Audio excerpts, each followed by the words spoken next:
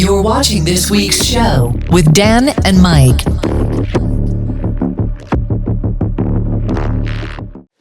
This week's show from the vault. This one, I got to be honest, you did so well with this interview, for one, getting it in the first place. But because Mike's always paid a lot of attention to happenings in America, either via the means of podcast, American news channels, and back then probably, a combination of both, maybe just general news articles. That and where we were working at the time was... Well, I think that was after I had left, which is why it was still particularly important to you, because it's, I think, from 2017, this one, so I would have left the company by that point. Yeah, I think it might be earlier than that, even. Either way, we used to both work for the local water company. It's actually not how we met, because we had worked together at another company in our hometown, which is how we originally met. And then I turned up one day to his team, and we became teammates for 6 years. And at some point in the middle of that, we had started our driving to gigs, but I wasn't on the show. And then the whole thing that we've told many times about taking me to Download to Cheer Me Up, converting me to doing press, all of this jazz. I made this. I'm really sorry. But this one was my first introduction to the Flint, Michigan water crisis. Now we did, or you got through work, some information about it anyway, because it had a UK press release to water companies in case people wanted to talk about it and you were embargoed or something like that. Well, it was, at the time, the company that had been approached to redo the water treatment centres in Flint, Michigan. Yes. Were from Holland. Right, got you. And they were the same company that were doing the same treatment works, I believe, that we were using here in the UK. Right. Through our company. So I had a link that way, and I was like, oh, I can read up on this. So I read up on it, and it gave me chills, the ick of what had actually gone on in Flint, which you can go and find out yourself. We do talk about it in this interview with King 810. Yes, we actually, King 810 was already made aware to us because Mike just loved their sound before you knew about the history of where they were from. Well, that and the history of David Gunn himself. Right? Yeah. He wrote the first album and saved the lyrics mentally. He couldn't write them down or anything because he was in a prison cell. Yeah. And he would just literally repeat them over and over again until they were ingrained in him, and the band were working on the material whilst he was incarcerated. And he came out and he's like, well, this is the music, right? I've got the lyrics, which one goes where, kind of thing. And it works, and it's just heavy and dirty and nice. And it falls into something that we've talked about in previous podcasts, but more from wrestling, is the one that immediately comes to mind is Jacob Fatu. He's another guy that when he was in a prison cell was wanting a different life for himself. We supported him loads, and then, as he said, years ago, we were more than willing to support King 810 as they came across the UK, possibly for the first time. I think it was the first or second. I think it was the first proper tour of the UK, because I did them on the boat in Bristol. Thekla. Yeah, but I think they had done. Maybe one. They come over and do one show in London, one in Manchester, and call that tour. Well, one thing that we do know about King 810, because we actually knew one of the guys that they took out with them, is they... That was only recently, not on this tour. No, but they started saving money by using certain artists, or players. Session bassist, was it? No, guitarist. But they would come across and they would do tours with session ones. And shout out, if he's watching, you know who you are, Dave, we love you for doing that duty as well as other stuff. We're going to hit play on this one, and then if the content of this sort of inspires you to find out more, upsets you or things like that, we're going to come back and let you know some places that you can find out more about it. I'll let you know where I ended up getting a lot more details about it, and we'll go with that. So we're going to roll tape. Cool. Right, it's Mike from the Mike James at Rock Show, and I'm joined with Mr. David Gunn from King 810. Is that the best way to pronounce it, with a 0 or an O? O is the way we pronounce it, but I don't think that's the best way to pronounce it, right? Because that's a letter. Yeah. So Yeah. That's cool. whatever you feel, though. Welcome back to the UK. Second date on the run. Thanks. How's it been so far for you? Sure, since it's only the second day, but Yeah. It's been good. Cool. It's good. Because we saw you, I think last summer, you were over for Bloodstock Festival. Yeah. That in itself caused some controversy. Were you going to turn up? Were you actually going to be allowed in the country and things like that, which kind of follows your band around? But the set you did was outstanding, I thought. Thanks. I was in the field as a punter. Well, I was thanks. between interviews, but As a punter. I classed myself as a punter for the set anyway. Right.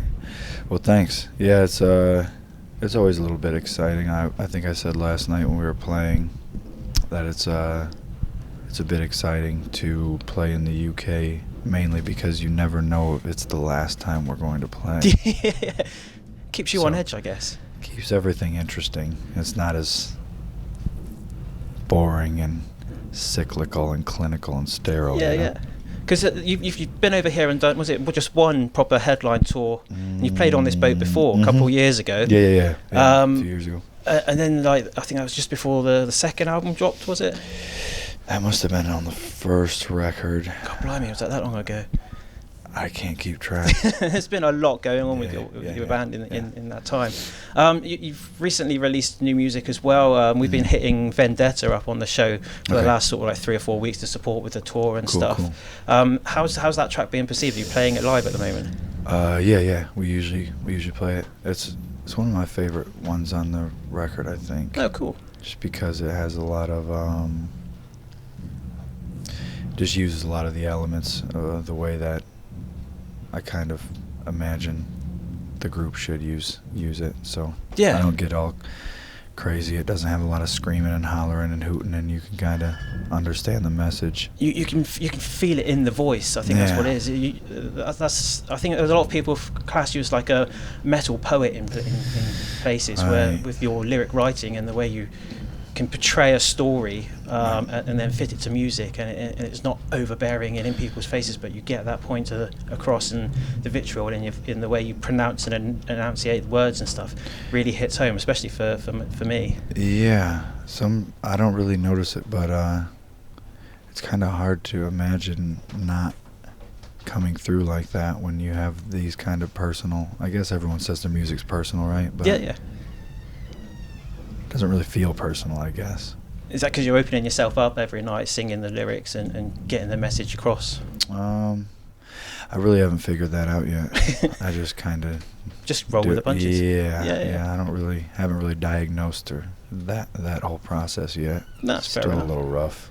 What have you got in store for the next sort of 6 months? You've got the UK tour, and then what's coming up?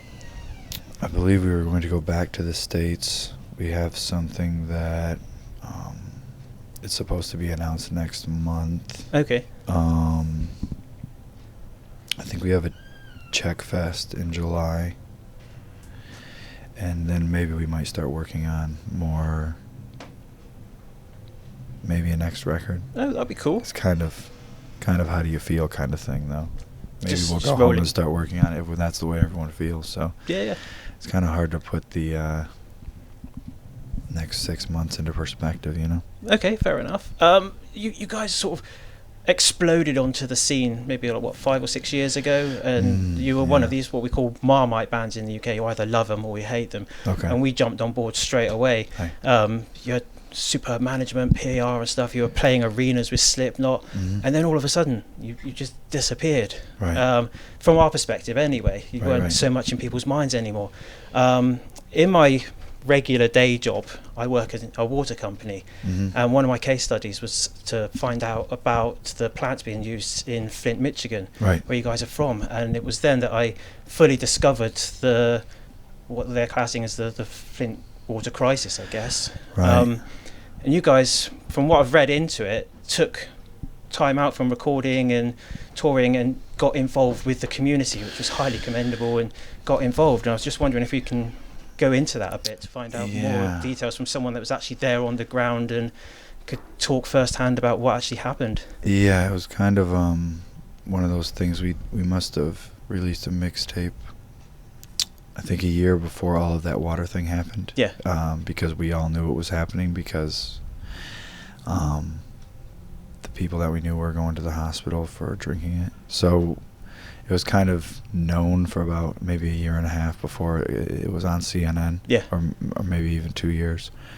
So we knew about it, and I just put it in my songs, but I put a lot of shit in my songs that we know about. Yeah. And it doesn't really translate, and people kind of think it's, I don't know how to say it, I guess.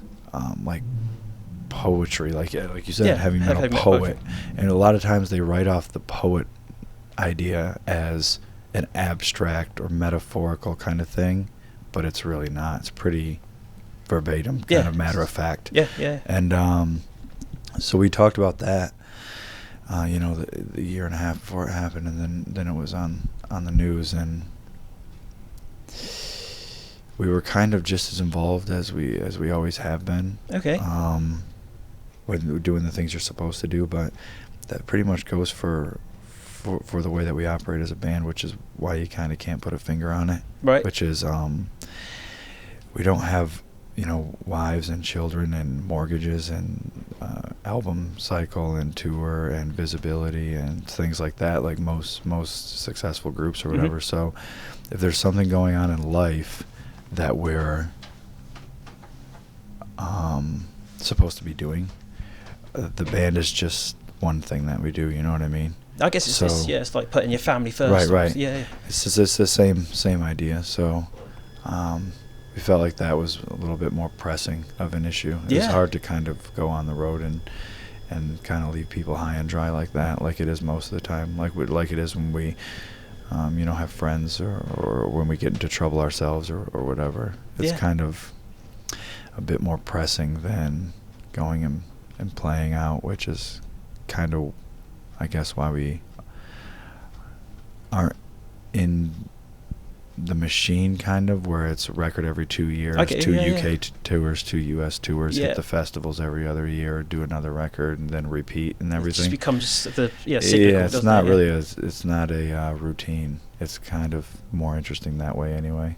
Do you think you've managed to maybe use the band to highlight the situation of the Flint water crisis? Because, like I said, I know it from my day job in the water industry, but the guy I do my radio show with, he became aware of it when I said to him, it's like, this is what's going on over there. And we proper looked into it, like where they changed the source water from Lake Huron to Flint water to the actual river, wasn't it? And the treatment plant just couldn't deal with it, and it was basically mass poisoning of the locals there. Right, for money. Yeah. To save, what, 5 million? Or was that one of the... That was just one number, right? Yeah, it's kind of...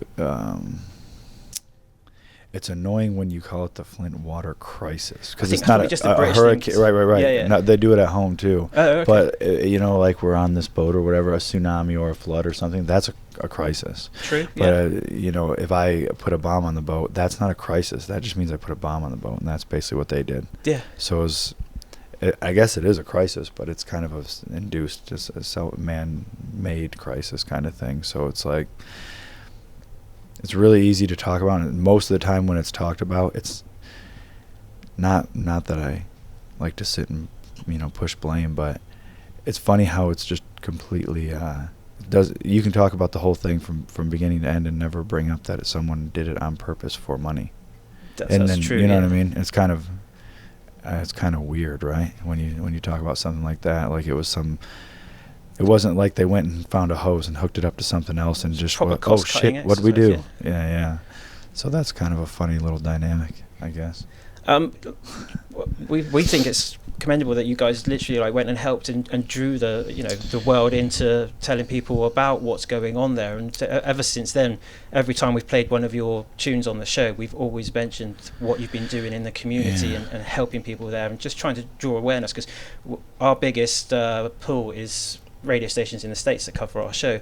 So I'm sure there are people that have found out more from what we've said than what's being printed out on the press and things like that in the States. Right. It's a bit more controlled in that one. But they have a little bit more controlled output kind of thing, a little regulated kind of output. But I just it's an important thing. I mean, the community is important, and it's just people we know. It's not really a big town. It's barely even a city. You know, there's only 90,000 people in it. So, I mean, we know a lot of the city. And people are getting very ill off it as well. Yeah, people are getting real fucked up. So how's the situation now for it? It's the same. It's still the same. They'll put something in the paper about how 100 homes were fixed, but that's nothing when you've got 90 or 1,000 people that live there. It's like scratch, isn't it, really? Yeah, it's not. I mean, it's good that someone's doing something, but the truth is they still don't have the money to do what they need to do. So, is this on top of Obama calling it a federal event? And this is on top of all that, and it was kind of like the hot news button for a little minute, and then when it disappears out of the news, you kind of think that, oh, they must have fixed it. It'll take about 15 years to fix, and it'll take, tens of billions of dollars that no one's going to have. So it's insane, isn't it? It's like all the pipework's got to be ripped out and things like that. So how do you replumb a whole city, right, in a few weeks? And then you don't have any money to do it, so it's still the same, I guess. Have you found that the community is gelled together? Because in some of your earlier songs, you were saying that there's lots of divides and sort of gang culture and stuff, but something that affects the entire city, I would imagine, would kind of gel that together a bit more. Yeah, a little bit, yeah. It's kind of just like our country where, what is the quote? They say, man kind of creates his own wars in peacetime. Yeah. And, it's kind of like you have these problems, and then amongst each other, but when your problem is the water that you drink, it's kind of a bigger problem than the problem you and I might have, So you need kind water to stay alive. Right. It's a little bit more pressing. So, yeah, it's kind of what we've talked about most of the time. Like I said, aside from water in a lot of the songs, that's what we try to touch on, is basically those type of issues. I think there's a quote I read, like, good journalism is the responsibility to shine light on the ugly or bad things, and if you're kind of shining the light or spotlighting good things, it's kind of just advertising. Yeah. So it's just so. But that's why I wanted to try and have a conversation about the crisis with you, because try and put it into a positive light, that you are doing something positive to try and help the community and basically shine a light on, like you said, it's not in the newspapers and stuff anymore, but it's still an ongoing issue and problem for the people that live there, and the more people that talk about it, the more it'll stay in people's minds, I imagine. Right. Yeah, I think so. It's easy to dismiss or like I said, we get accused of it a lot, kind of being pessimistic, or some people say glamorizing or whatever it may, or even endorsing or glorifying certain things. But I feel like those are the things that you need to talk about, because, I mean, even just on a personal level, when you sweep so much under the rug, I mean, in psychology, when you sweep things under the rug, they kind of come out in a little crazy way, right? Yeah. I mean, some kid just shot up a school yesterday at home, so imagine what it's like when you do that on a whole country's national scale, Yeah. That's a big ass rug. It's the whole thing is quite a mess, really. Mm-hmm. Have you tried the water over here? Out of the bottle. Yeah. It's just, I guess it's a habit. I never turned the faucet on. I don't know why. I haven't turned the faucet on in a few years, so I kind of just walk by them. So is it just drinking water now, or can you bathe in the water? Because I know for a while there was boil water and it was for everything over there. They said to boil it, but then they realized you can't boil lead out, so that was pretty funny. And then I think kids and adults, kids and older people still aren't supposed to do no bathing in it, It's just insane. It makes you wonder if you can too, but I don't care. I still do. It doesn't. Whatever. It's just nuts. It's been an absolute pleasure finding out all about it. I don't want to keep you for long because I know you've got a show in a bit, man. It's been an absolute pleasure. I've been a fan of your band since day one. It's been nice to literally have a chat about your music and everything that is going on at home. So I really appreciate taking the time out, man. Thank you very much. Thanks, man. Appreciate it. Cheers. Cheers. On a boat.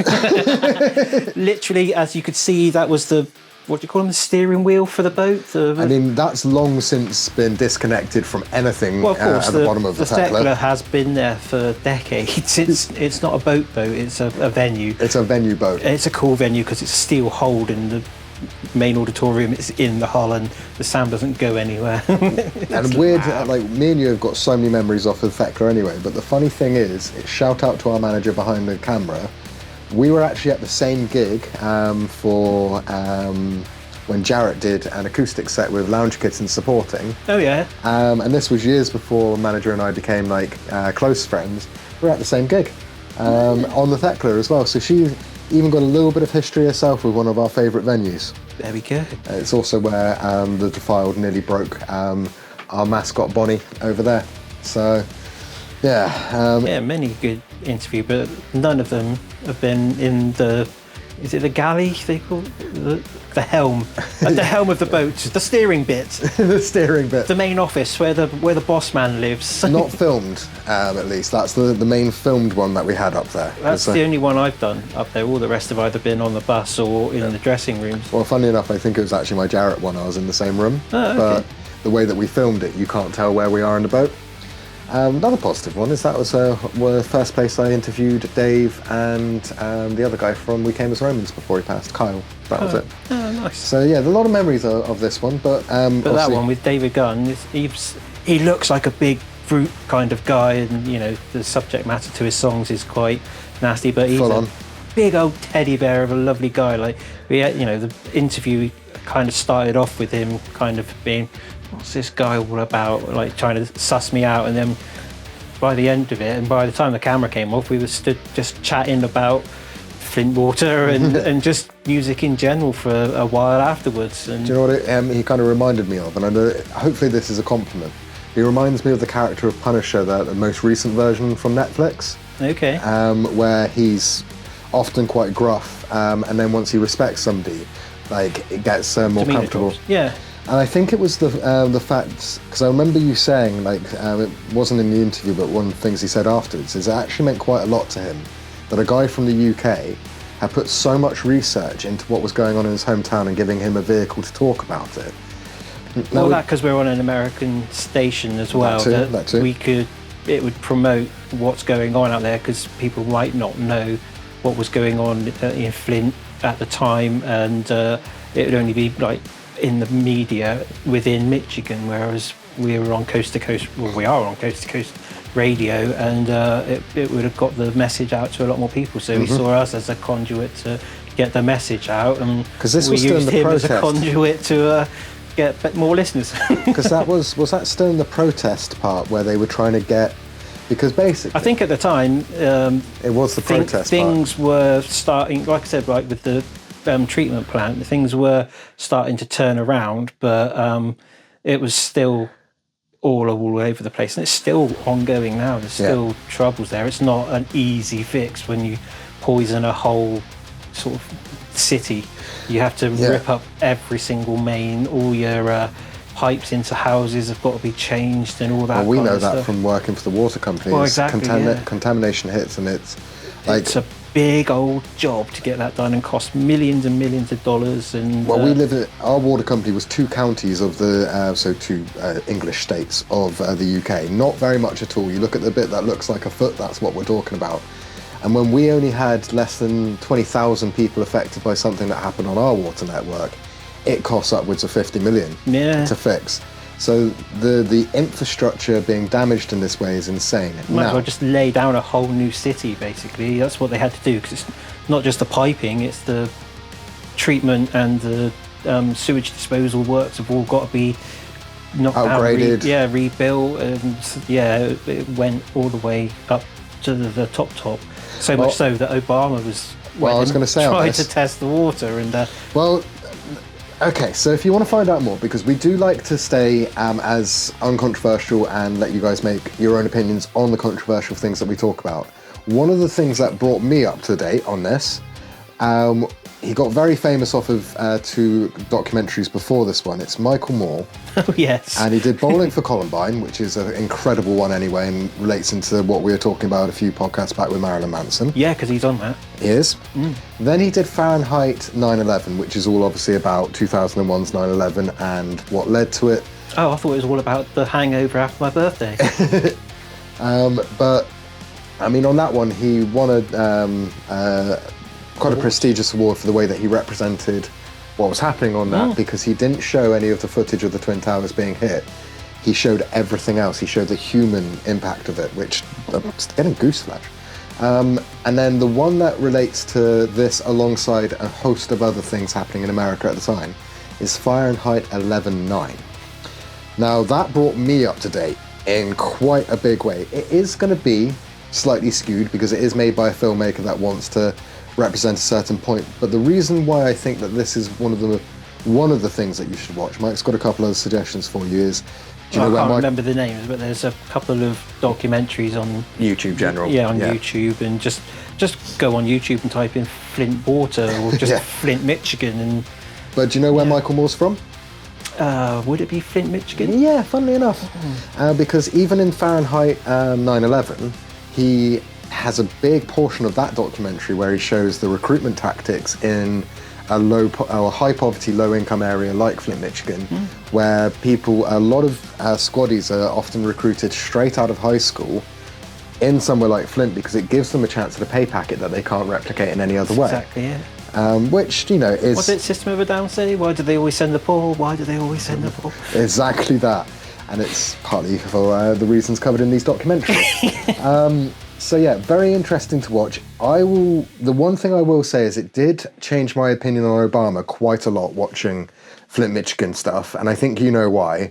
Yeah, so... Search out yourselves. Search out yourselves, because one of the things that we try and do with our radio show and this podcast is put light on issues, but we're not telling you how to think or feel. We're just telling you that there's issues out there to pay attention to. It's why, like with the Maryland stuff, we covered what had happened to him, but it's left up to you guys to make up your own minds. Same with Flint, Michigan. That's such a sensitive issue to idiots from the UK. Can't really give much of an opinion and tell you what to do, but we can tell you there is something very worthwhile paying attention to in the world that the more you know about it, the more you can form your own opinion about it, and that's more what we're trying to tell you. We did have our own almost similar kind of thing here in the West Country with Camelford. Yep. Back in the 90s, was it? 80s, 90s? 80s, I think. Late 80s, early 90s. So go and search that out as well. Yeah, so it's... water's not as, safe as you think it is. Or as boring as just turning the tap or the shower on. There's a lot that goes into getting that water so that you can drink it. Yes, and often you'll be surprised how close people come to getting very, very ill off of certain things happening with water supplies. Inside knowledge. Yep. So water's for life. not water to not just life. for treatment plants. But yeah, we clearly have our stance on it. We have gone out there, we've looked at the information, he's done the interview, we've carried on watching what's happening with Flint, which is why Mike still knows that it's ongoing and it's still something to pay attention to. And obviously you can get an idea of how we stand on it, but we do just encourage, we're going to put some links if we can find them to the YouTube documentaries in our bio, so you can go straight to it and find out for yourself. But we're just the type of people that all we want people to do is educate themselves. Educate themselves, use your own critical thinking, work out how you feel about it. That's why on our radio show, you probably have an idea from time to time what political standing I have, but we don't, as a show, have a political standing on either English or American politics. Or any politics, or wars, or we just anything like that. It's just about the new music. And if you're having a bad time, put our radio show on. Yes. New music is great. And not only that, but we work with so many awesome things. Like we work with Safe Gigs for Women to make sure that people of all identities and all sort of sexualities are safe at gigs. We work with the Andy's Man Club in the UK to promote positive mental health for males, as well as our little bit as well is making sure that there's a playlist that you can put on that's hours and hours and hours long, full of recommendations from Skindred, from Killswitch, from so many people out there that have recommended tracks. Pretty much every band that's been on the radio show bar festival interviews, but even then a whole bunch of people we interviewed at festivals were like, we like this idea in this playlist, this is the tune that gets me out of a crappy day or a funk. Or I mean, we've even got like, is it Jason from Let Live? One of the most opinionated people. He's given us a track, you know? Well, all of Let Live individually. Yes. All three guys from Let Live gave us one each. And then we got also old friends like Lee Downer from Low Lives to do it as well. And the amazing John Mahon. So it's not just bands, it's people within alternative culture. And we've also, at points, been lucky enough to have people contact us that listen to us as well, that say, love this PMA track. If you're ever looking for one and you don't have a band-suggested one, here's a fan-suggested one. So every track that's on this playlist on Spotify, and links below, it's come from somebody. Somebody has used one of these positive tracks to either get the tears out and purge their feelings. Thank you, Mode Step, for that suggestion. Or it's the thing that we tend to say as a promotion for it, it's a track that will hopefully try and change your mood for the better as well. That's it. Yeah, so there's lots on there. It's going to possibly make you cry. It's hopefully going to make you smile as well. And but if there's you always listen to the radio show, it'll definitely make you giggle. Because we actually, part of this was based off of some feedback we got years ago where somebody was having a rough time in our hometown, came up to us on a night out, which we used to run, which is partly why we were there, and just went, you know what, you guys, I look forward to your show every week. And we're like, oh, poor you. But they're like, no, the reason being is, obviously you present together, you work together, but you're quite clearly friends because, you know, we don't get paid. We do this because we want to. And they're like, it's really nice just being brought into this friendship for 2 hours a week where you say really silly stuff to each other. There's quite clearly a lot of love between the two of us. And that's partly why we do the radio show. It's partly why we do the podcast, is we've listened to other people's positive podcasts. Shout out Jamie Jaster for me. When I've been low and I've been stuck in a van in lockdown. It was Jamie Jaster, it was Zach Braff and Donald Fajon on the Scrubs podcast.